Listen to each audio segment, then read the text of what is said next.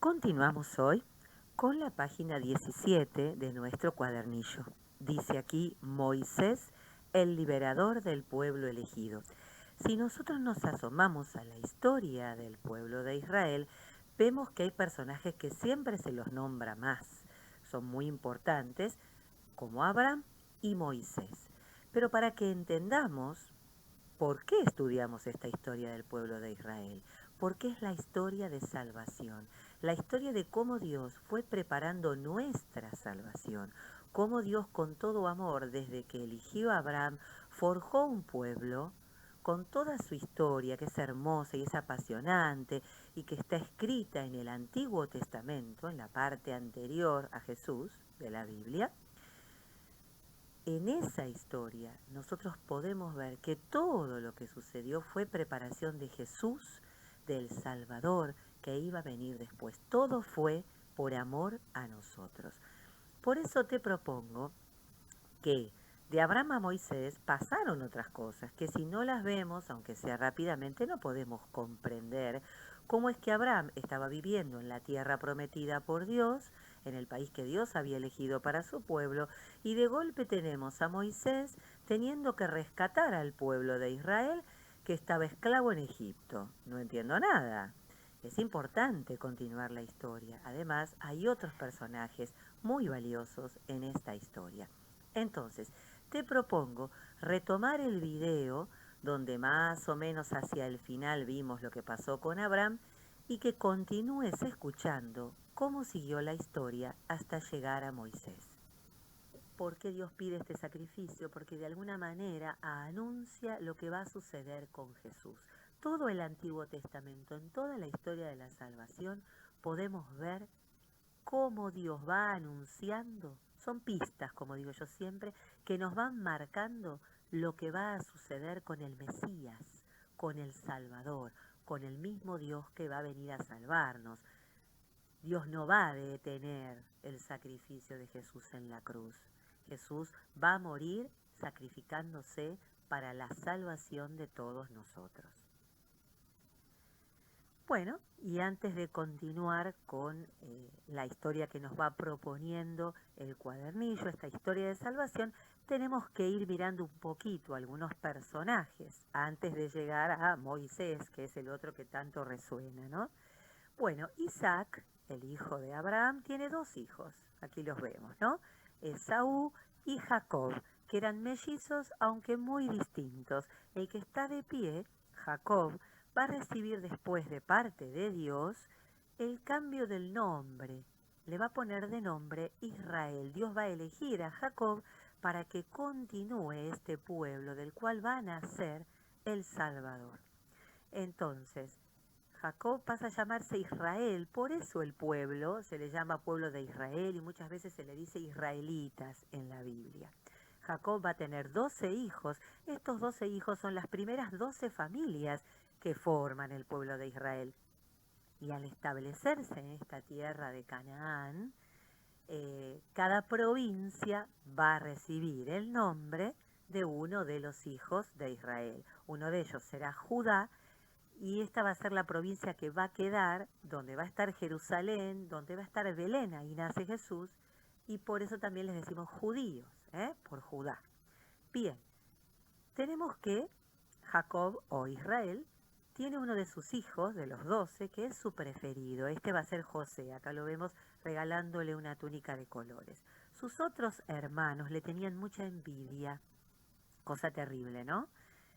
Porque era como uno de los preferidos de su padre, entonces lo venden como esclavo. Y José va a llegar entonces como esclavo a Egipto y después de varias cosas que les van pasando, eh, como tenía el don de Dios de interpretar los sueños, llega el momento en que el faraón, el rey de Egipto, tiene sueños que no puede explicar y José llega a la corte del faraón y le explica estos sueños y le aconseja, diciéndole que va a haber años de sequía, le aconseja que guarde granos, que guarde para cuando pase hambre toda la región. Tal es así que entonces José llega a convertirse, nombrado por el mismo faraón, en el primer ministro, es decir, venía el faraón y debajo de la autoridad del faraón, José. Y llega el momento en que como hay hambre en toda la región, pero Egipto es el único que tiene alimentos, entonces los hermanos van a comprar alimentos y se reencuentran con José al cual creían muerto. Bueno, la historia es muy hermosa. José es muy especial, en ningún momento recrimina a sus hermanos ni se venga de ellos. Eh, Vuelve a reencontrarse con su padre, aquí lo vemos, se abraza con su padre que lo creía muerto, con su padre Jacob. Y entonces es así que le dice a su padre que venga a vivir a Egipto con toda su familia, con todos sus animales, con todo lo que tienen. Y así entonces el pueblo de Israel se va a vivir a Egipto, porque es el único lugar donde hay comida. Y van pasando los años, obviamente José muere, pasan muchos años, pasan faraones. El pueblo de Israel, cumpliéndose así la promesa de Dios de hacer de este pueblo un pueblo muy numeroso, aumenta tanto en número que el faraón de ese momento empieza a preocuparse, porque piensa, si este pueblo se une a un pueblo enemigo, entre todos me hacen la guerra y me van a ganar. Es ahí donde el faraón esclaviza al pueblo de Israel, y empiezan a sufrir el maltrato como esclavos, los golpes, los hacen fabricar ladrillos, que era el trabajo más pesado. Ustedes saben que todas las grandes pirámides y construcciones del pueblo de Egipto se hicieron no pagándole a ningún empleado, sino justamente a costa de la vida de muchos esclavos. Volvamos entonces un poquito a la página 17. Leemos juntos. Mirá, Moisés, el liberador del pueblo elegido. Unos años después de la muerte de Abraham, hubo una gran sequía en Canaán y los israelitas emigraron a Egipto, lo que ya te conté más o menos en el video. Al principio los egipcios trataron bien a los israelitas, pero con el tiempo las cosas cambiaron. El libro del Éxodo, que es el segundo libro de la Biblia, relata los siguientes hechos. Los israelitas vivían como esclavos, lo que ya te dije. Leamos juntos. Mirá, los israelitas habían emigrado a Egipto y cada vez eran más numerosos. El faraón, nombre con el que se llamaba al rey de Egipto, temía que llegaran a hacerse dueños del país y para evitarlo les quitó las tierras, los hizo esclavos y los obligó a trabajar sin descanso y bajo torturas. Además, dio la orden de tirar al río Nilo a todos los niños varones que nacieran de madres israelitas. Es cierto. Y acá tenemos una pista que nos recuerda a Jesús, porque cuando Jesús nació, el rey Herodes, que reinaba en ese momento cuando se enteró, mandó matar a todos los niños recién nacidos. Hay una pista muy importante, a Jesús le llamaban el nuevo Moisés. Jesús va a utilizar la figura de Moisés para mostrarse como el verdadero libertador. Para el pueblo de Israel, Moisés sigue siendo muy importante como el que los liberó de la esclavitud. Jesús es quien nos libera de la esclavitud de nuestro pecado, de nuestras tristezas, de nuestros sufrimientos. Por eso vamos a encontrar pistas en Moisés que nos anuncian a Jesús. A ver, te propongo que miremos un poquito la historia con este video que por ahí se te hace más liviano. Dale, te pongo acá unos dibujos recordando que el faraón no se contentó con esclavizar al pueblo de Israel, sino que también mandó matar a los varones recién nacidos.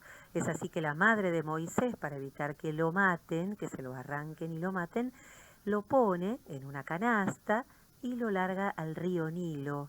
Es ahí donde la hija del faraón lo encuentra y lo adopta.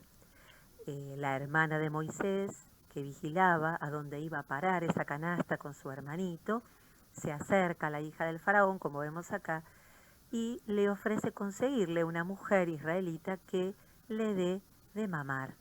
Y es así que la mamá de Moisés puede criar a Moisés hasta los 2 años.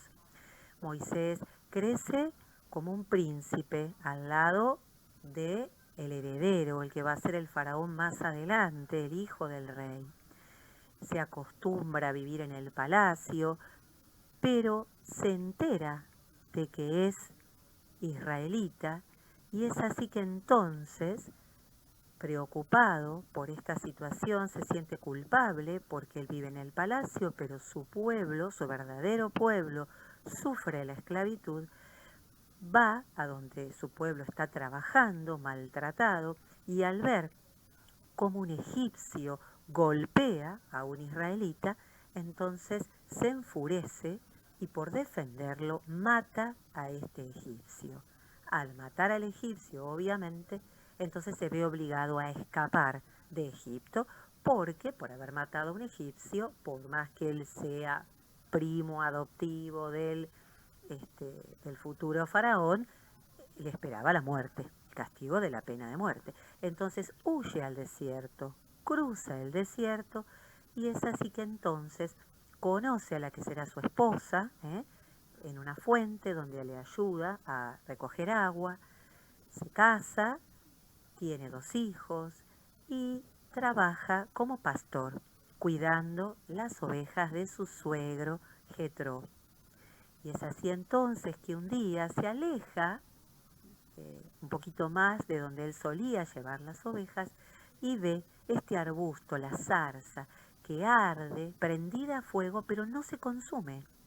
Y entonces, desde la zarza, escucha la voz de Dios que lo llama: Moisés, Moisés, tenés que ir a salvar a mi pueblo. Yo escucho cómo mi pueblo sufre y se queja. Tenés que ir a hablar con el faraón y pedirle que los libere.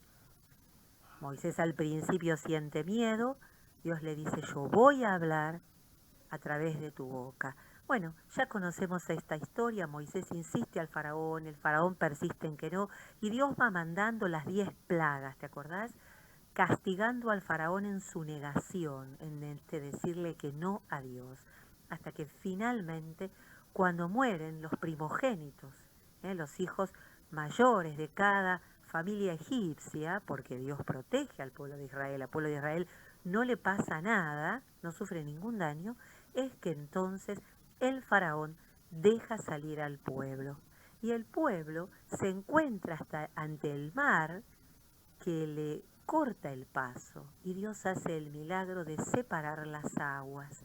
Le dice a Moisés que ponga el bastón, separa las aguas, y entonces el pueblo cruza el Mar Rojo hacia el desierto, hacia su liberación. Y es así como el pueblo, ya fuera de peligro, inicia esa peregrinación hacia la tierra prometida, la tierra donde había comenzado a vivir Abraham, Isaac, Jacob con sus 12 hijos y que se tuvo que mudar a Egipto por el problema de que no había comida, esta que ya hablamos de la historia de José. Entonces vuelven a esta tierra, pero este volver les va a llevar un tiempo de peregrinación en el desierto, que la Biblia nos habla de 40 años. Suponemos que no les llevó tanto tiempo, recordemos el número 40 como un número que implica una preparación, la cuaresma, ¿te acordás? Entonces el pueblo se prepara en este tiempo para ser un pueblo libre.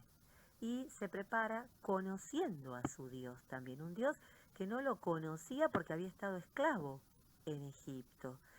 Durante todo este caminar en el desierto, Dios no abandona a su pueblo, sino que le da agua, le da comida. Todas las mañanas el pueblo recoge harina del suelo, con lo cual amasar, y todas las semanas llueven codornices que caen ya muertas para que el pueblo pueda cocinarlas y comer algo de carne. Dios se muestra como este Dios que nos alimenta, una pista que nos habla ya de Jesús que se nos va a dar en la comunión. Y en este peregrinar el pueblo se acerca al monte Sinaí, que también recibe el nombre del monte Horeb, donde entonces Dios se le presenta. Es Moisés el que sube a la cima del monte, y ahí es que Dios les dice esto: ustedes serán mi pueblo, yo seré su Dios, yo los voy a proteger, los voy a cuidar siempre, siempre voy a estar con ustedes.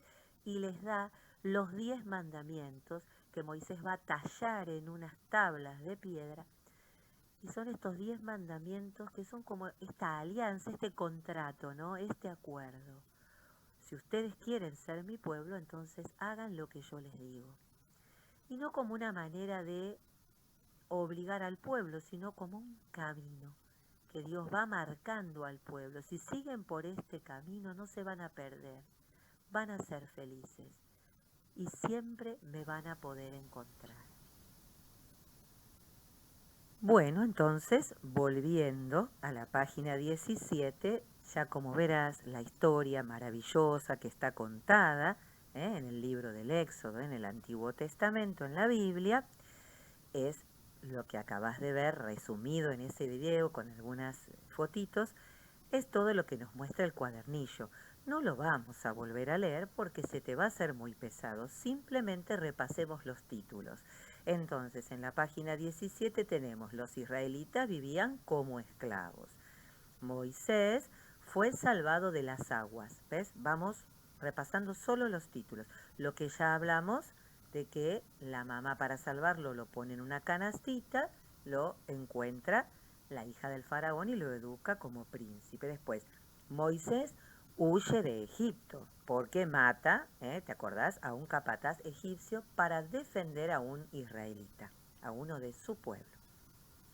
Después dice: Moisés trabajó como pastor. Acá dicen, ¿ven? En Madián, Moisés fue recibido por una familia, se dedicó a trabajar como pastor y con el tiempo se casó.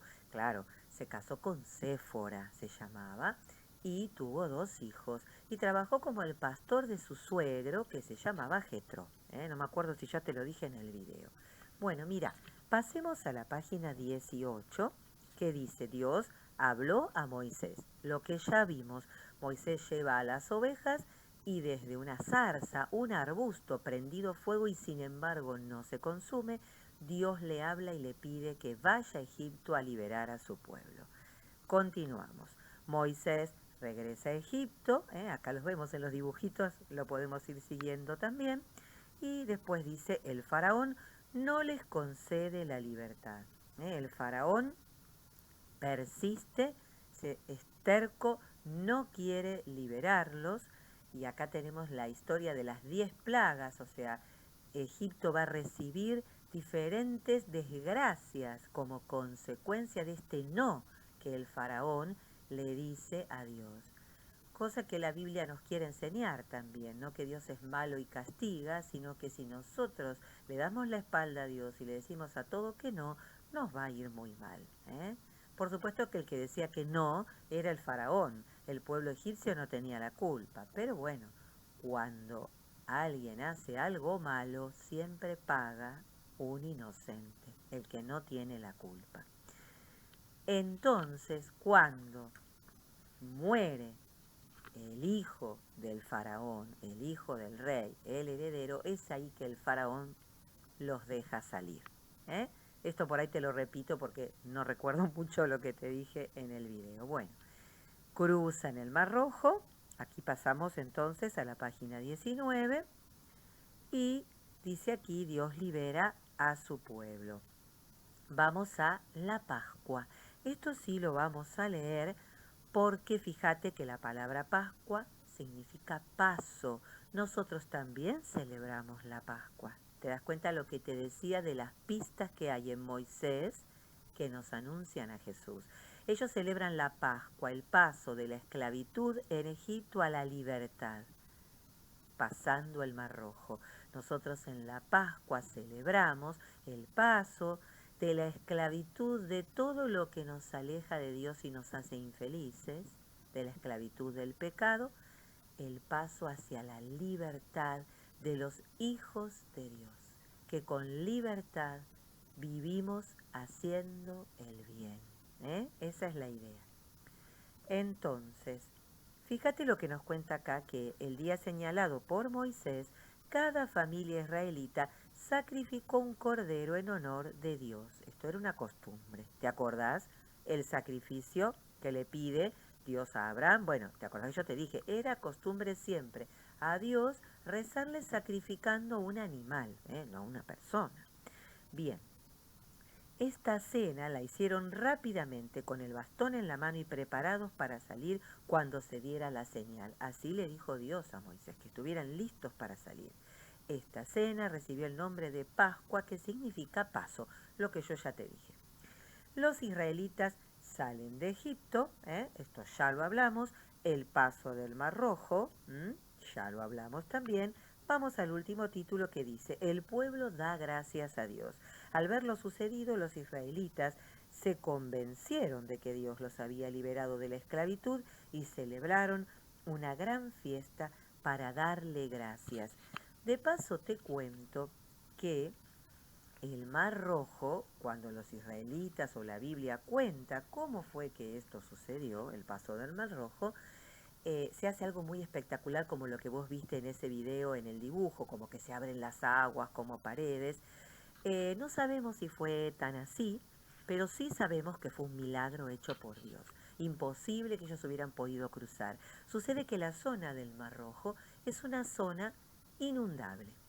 Viste que cuando vos, si vas a la playa, por la mañana el mar está como muy bajo y vos ves toda la arena mojada. Quiere decir que durante la noche el mar avanzó y subió. Esto pasa siempre naturalmente. Todas las noches el mar crece y todas las mañanas se retira. El milagro fue que Dios hizo que el mar se retirara en un segundo. Cuando Moisés puso el bastón y pidió a Dios su ayuda, Dios hizo que inmediatamente soplaran vientos y bajara el agua, y los israelitas cruzaron poniendo los piecitos chapoteando en el agua. Cuando todos terminaron de cruzar, atrás venían los egipcios persiguiéndolos, y Dios en un segundo sopló viento, el agua creció de golpe y se ahogaron los enemigos del pueblo. ¿Eh? Una historia extraordinaria que posiblemente esté exagerada en la Biblia, pero que es verdadera y que, como ya te dije, nos anuncia el gran amor de Dios que siempre, desde siempre, quiso salvarnos y cuidarnos.